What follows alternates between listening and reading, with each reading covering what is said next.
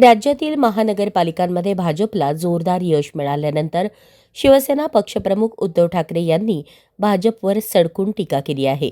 त्यांनी घेतलेल्या पत्रकार परिषदेत बोलताना ठाकरे म्हणाले, या निवडणुका अत्यंत विचित्र आणि घाणेरड्या पद्धतीने लढवल्याचा आरोप केला.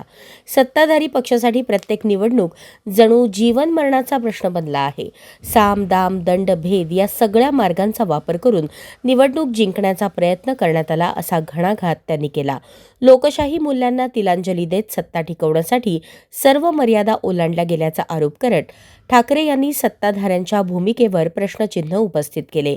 या निवडणुकांचे निकाल केवळ आकड्यांचे नसून लोकशाहीच्या आरोग्यावर गंभीर प्रश्न निर्माण करणारे असल्याचे सांगत त्यांनी आगामी काळात जनतेच्या न्यायासाठी संघर्ष सुरूच राहील असा इशाराही दिला.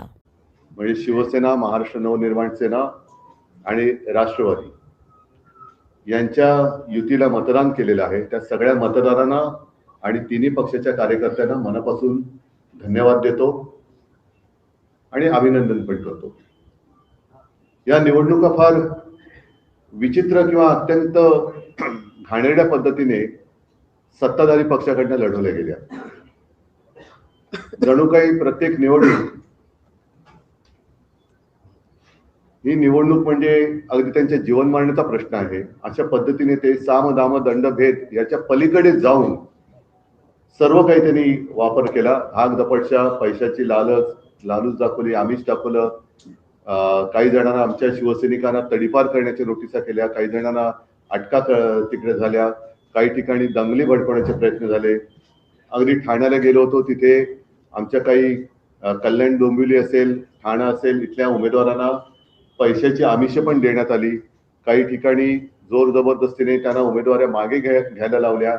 आणि या सगळ्या गुंडागर्दीला न डरता ज्या ज्या उमेदवारांनी ही लढत दिली आणि ज्या ज्या मतदारांनी निर्भयपणाने मतदान केलं, हे सगळेजण खरोखर लोकशाहीचे रक्षक आहेत. मुंबईमध्ये आमचा महापौर होणार आणि व्हावा अशी आमची एक इच्छा होतीच, आजही आहे. तो आकडा आम्ही आज तरी काही गाठू शकलेलो नाही. पण या सर्व त्यांच्या खेळाला उत्तर देऊन जे काही निकाल लागले, जे काही यश शिवशक्तीने मिळवलेले आहे, त्या निकालाने सत्ताधारी पक्षाला तर घाम फोडला आहे नक्कीच. कारण त्यांनी एक्झिट पोलचे आकडे असतील किंवा आणखीन काही गोष्टी असतील, या सर्व म्हणजे एकही प्रयत्न त्यांनी असा सोडला नाही की जिथे शिवसेना नामोहरम होईल. एका गणिताचं काय उत्तर मला मिळालेलं नाही. अगदी विधानसभेला सुद्धा किंवा लोकसभेला असेल, माझ्या नक्की लक्षात नाही, मोदीजींची सभा झाली होती शिवतीर्थावर, खुर्च्या रिकाम्या होत्या. विधानसभेला असेल, याही वेळेला आमची सभा झाली. मी आणि राज पहिल्या प्रथम शिवाजी पार्कला एकत्रित आलो. एकत्रित तर यापूर्वी सुद्धा होतो, शिवसेना प्रमुख होते तेव्हा, पण एका व्यासपीठावरनं आम्ही भाषण केली. आदित्यने पण केलं. आपण सगळेजण साक्ष आहात शिवाजी पार्क कसं फुलून गेलं होतं. त्याच्या दुसऱ्या दिवशी सगळी जी काय खुर्च्यांची गर्दी होती, ती गर्दी, त्या गर्दीचा प्रतिसाद म्हणजे आमच्याकडे गर्दी जमते पण मतदान होत नाही, पण त्यांच्याकडे खुर्च्या मतदान करू शकतात हे पहिल्या प्रथम आम्हाला कळलं. रिकाम्या खुर्च्या मतदान कशा करू शकतात, हा एक न सुटलेलं उलगडलेलं कोड आहे. एकूणच काय तर त्यांनी शिवसेना संपवण्याचा आटोकाट प्रयत्न केला. आणि त्यांनी जे काही पैशाचं वाटप केला गेल्या 4 दिवसामध्ये निवडणुकीच्या आधी, तो 4 दिवसापुरता वाटप नव्हता. गेले 4 वर्ष हे पैसा पेरत होते. आमचे जे काही निवडून आलेले नगरसेवक होते, मी मुंबई पुरतं जर बोलायचं झालं तर जवळपास अर्धे अधिक नगरसेवक त्यांनी त्यांच्या गळाला लावले होते. ते आता गाळाला गेले. 4 वर्ष त्यांनी त्यांच्या आमदारांना, नगरसेवकांना, नगरसेवक नसताना सुद्धा काही पदाधिकाऱ्यांना सुद्धा विकास निधीच्या नावाखाली आम्हा पैसा वाटला. अगदी निवडणुकीच्या तोंडावर सुद्धा प्रेशर कुकर असेल, मिक्सर असेल, साड्या असेल, म्हणजे प्रचंड तिकडे हा कालचा का परवाचा लोकसत्तेचा अग्रलेख चांगला आहे. हा पैसा येतो कुठून?